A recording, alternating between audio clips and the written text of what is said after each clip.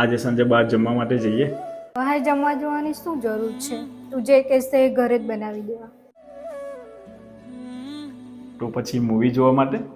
ઘરે ટીવી છે ને, એમાં જોઈ લઈશું સાથે બેસીને, ચાય પકોડા સાથે.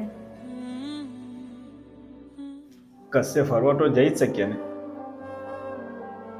ગયા મહિને તો ગયા હતા ગિરનાર, સોમનાથ, દ્વારકા.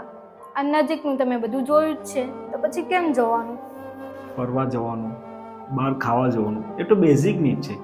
ક્યારેક તો થોડો ખર્ચો કરી લે.